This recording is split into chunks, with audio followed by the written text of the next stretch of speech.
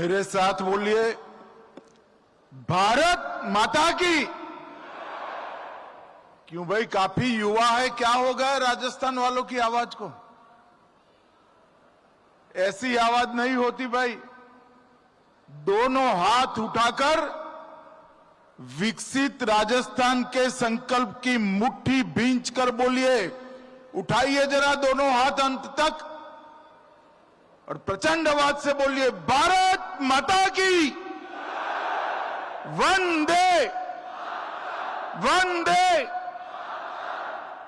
मंच पर उपस्थित राजस्थान के लोकप्रिय मुख्यमंत्री श्रीमान भजनलाल जी, राजस्थान उच्च न्यायालय के मुख्य न्यायमूर्ति श्रीमान संजीव प्रकाश शर्मा जी, राजस्थान की उप मुख्यमंत्री श्रीमती दिया कुमारी जी, राजस्थान के उप मुख्यमंत्री डॉक्टर प्रेमचंद बेरवा जी, संसद सदस्य और भाजपा के प्रदेश अध्यक्ष श्रीमान मदन राठौर जी, विधि मंत्री राजस्थान जोगाराम पटेल जी, केंद्रीय गृह सचिव श्रीमान गोविंद मोहन जी, मुख्य सचिव राजस्थान श्री सुधांशु पंत जी, पुलिस महानिदेशक राजस्थान श्री राजीव कुमार शर्मा जी, श्री आलोक रंजन जी, यहां पर उपस्थित राजस्थान कैबिनेट के सभी सम्मानित सदस्यगण, विधायकगण, सांसदगण और न्यायपालिका से और न्यायिक प्रक्रिया से जुड़े हुए और जुड़ने वाले सभी लोगों का मैं मन पूर्वक अभिवादन करता हूं, प्रणाम करता हूं। भाइयों बहनों, आज का कार्यक्रम एक प्रकार से विकास और न्याय दोनों का समन्वय करने वाला कार्यक्रम है। एक और तो तीनों आपराधिक नए कानून, जिसके माध्यम से देश की आपराधिक न्याय प्रणाली में हम आमूल चूर परिवर्तन करना चाहते हैं।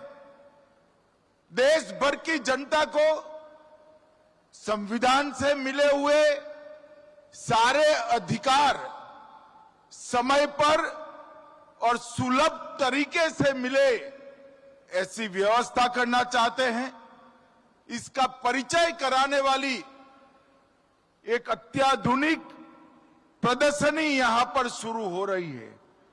और दूसरी ओर राजस्थान के विकास को तेज गति देने के लिए राइजिंग राजस्थान में जो 35 लाख करोड़ के एमओयू हुए, उसमें से 3 लाख करोड़ के एमओयू जमीन पर उतर चुके थे और 4 लाख करोड़ के आज भूमि पूजन का कार्यक्रम इसी मंच से समाप्त हुआ है। और इसके साथ हजारों करोड़ रुपए के विकास के कार्यक्रम यहां शुरू हुए हैं। मित्रों, आज का दिन बहुत महत्वपूर्ण दिन है। भजनलाल जी ने यहां एक प्रदर्शनी लगवाई है। मेरा उनसे आग्रह है कि प्रदर्शनी का कार्यकाल थोड़ा बढ़ा दीजिए, समय बढ़ा दीजिए, दीपावली के अगले दिन तक इसको कर दीजिए।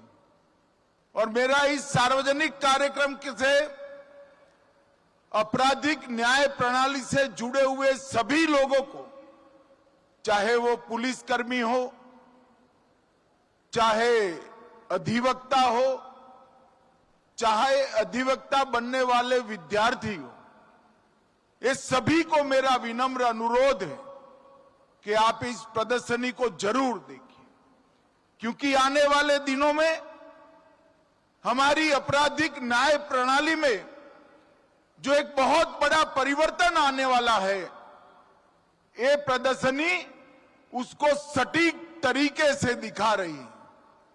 इसी के माध्यम से आप जान पाएंगे कि 160 साल पुराने कानूनों को समाप्त कर नरेंद्र मोदी जी जो नए 3 कानून लाए हैं, इससे किसी भी एफआईआर देश भर में 2027 के बाद होगी। पूरी व्यवस्था लागू होते होते 2 साल और लगेंगे, परंतु 2027 के बाद जो भी एफआईआर होगी, इसको 3 साल के अंदर ही सुप्रीम कोर्ट तक न्याय देने की व्यवस्था इस कानून से हो जाएगी। पूरे देश में कोई किसी के भी साथ अन्याय होता है तो वो कोर्ट में जाना पसंद नहीं करता है।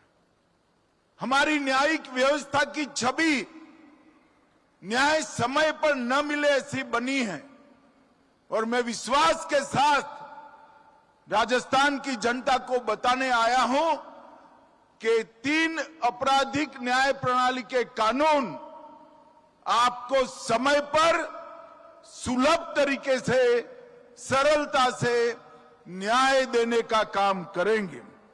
मोदी जी ने ईज ऑफ लिविंग के लिए ढेर सारे परिवर्तन किए हैं, परंतु इसके साथ ही, ये कानूनों के अमल के साथ ही ईज ऑफ जस्टिस के लिए भी बहुत बड़ा परिवर्तन होगा। और मित्रों, मैं कहना चाहता हूं कि कानूनों के माध्यम से हमारी आपराधिक न्याय प्रणाली, क्रिमिनल जस्टिस सिस्टम दंड की जगह न्याय से प्रेरित होकर काम करेगी। पूरे देश में इसका सटीक क्रियान्वयन हो चुका है और इसका गृह मंत्रालय भारत सरकार के माध्यम से सभी राज्यों को सहायता और फॉलोअप करने के लिए भी मार्गदर्शन मिल रहा है। यहां डीजीपी साहब बैठे हैं राजस्थान के। राजस्थान वालों को मालूम नहीं है कि ये यहां आने से पहले इसी कानून के इम्प्लीमेंटेशन के साथ जुड़े थे। श्री राजीव शर्मा का बहुत बड़ा योगदान है इस कानूनों को पूरे देश में लागू करने के लिए। और मित्रों, ये कानून जब संसद में पास हुए, एक बहुत वरिष्ठ अधिवक्ता का मुझे फोन आया था। कितने सालों से मैं न्याय दिलाने का काम करता हूं, मगर अंग्रेजों द्वारा बनाए हुए, अंग्रेजों के पार्लियामेंट में पारित हुए और अंग्रेजी शासन बचाने के लिए बने हुए कानून की जगह भारतीयों ने बनाए हुए, भारतीय संसद में पारित हुए और भारतीयों को न्याय दिलाने वाले कानून की ये शुरुआत एक ऐतिहासिक बात है। और मित्रों, इससे एक लंबी हमने चर्चा की प्रक्रिया की। 3200 से अधिक सुझाव कई जगह से आए। 42 सांसद, अनगिनत आईपीएस अफसर, हाई कोर्ट, सुप्रीम कोर्ट के अधिवक्ता, जज साहब, कई लोगों के सुझाव per day to day consider कर मीटिंगें कर लगभग 3 साल की लंबी प्रक्रिया के बाद ये कानून बने हैं। ये कानून में महिला और बच्चों के खिलाफ अपराधों के लिए अलग चैप्टर दिया है। एफआईआर और 0 एफआईआर का प्रावधान किया है। सभी जब्ती की वीडियोग्राफी अनिवार्य कर दी है और 7 साल से ज्यादा सजा जिसमें है, ऐसे हर अपराध के लिए फॉरेंसिक जांच को हमने कंपलसरी किया। और मैं आज राजस्थान की जनता को बताने आया हूं, राजस्थान में सजा कराने का दर 42% था, 42%। पुलिस 100 लोगों को पकड़ती थी, इसमें से सिर्फ 82 लोगों को सजा होती थी। ये कानून लगाए हुए एक ही साल हुआ है और ये 42% को हम 60% तक पहुंचाए। और मित्रों, मैं आपको विश्वास दिलाता हूं, जब इसका संपूर्ण इंप्लीमेंटेशन हो जाएगा, ये 60% से भी बढ़कर 90% तक सजा का दर जाएगा। ये सभी प्रकार के वैज्ञानिक प्रावधान इस कानूनों में किए हैं।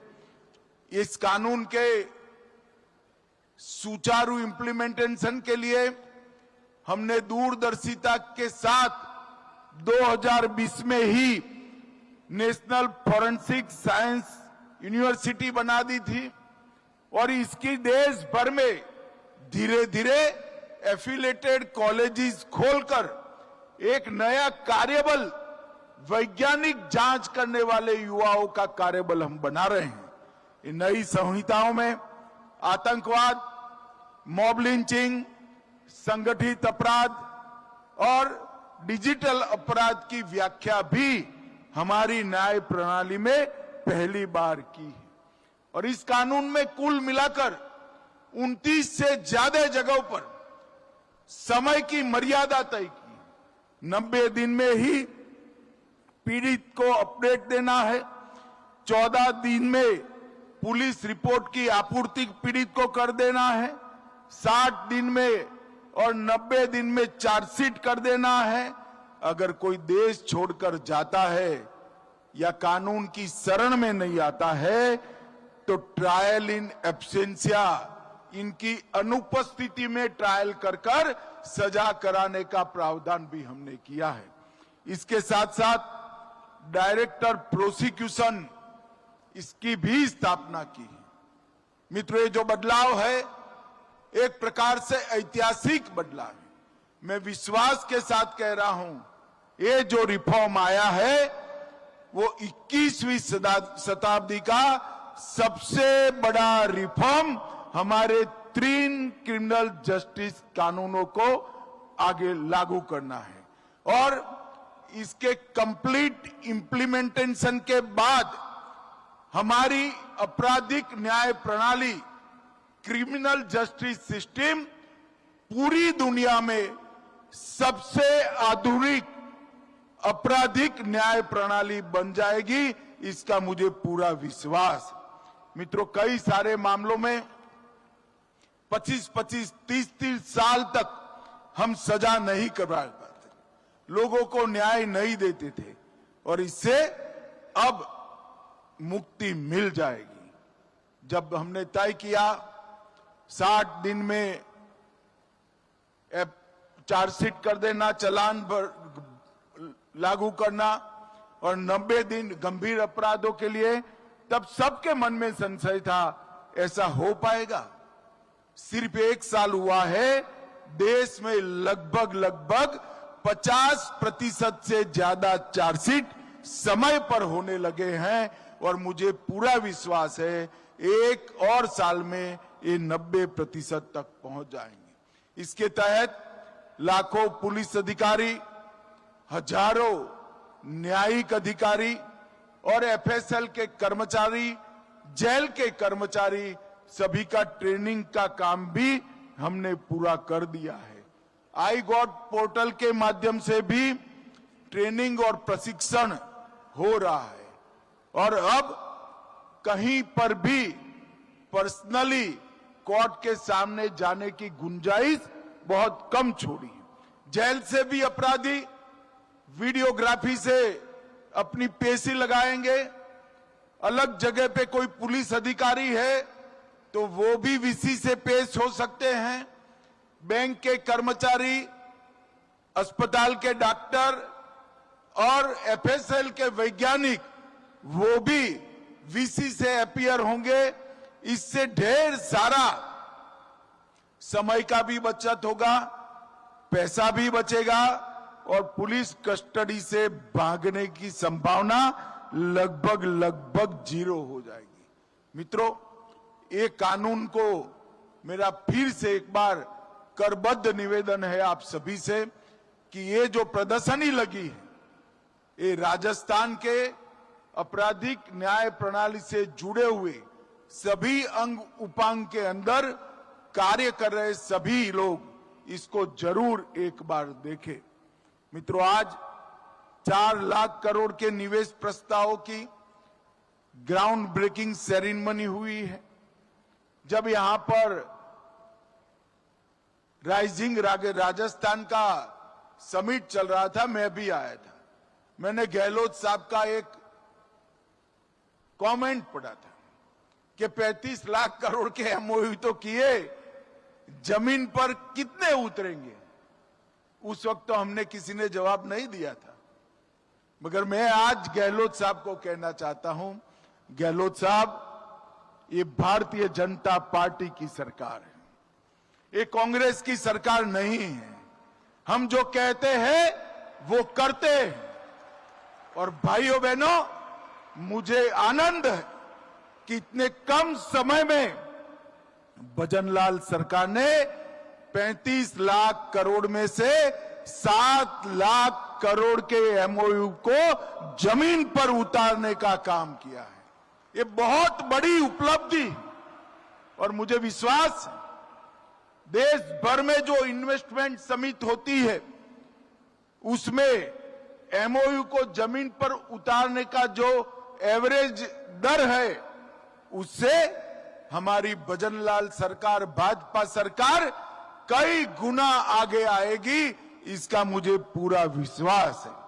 मित्रों, इसके माध्यम से अनेक प्रकार के प्रोजेक्ट्स, आज अलग अलग प्रकार के प्रोजेक्ट जो जमीन पर उतरे हैं, राजस्थान के युवाओं के लिए कई सारे मौके सृजित करने वाली इंडस्ट्रीज आज यहां पर जमीनी कामकाज शुरू करी है।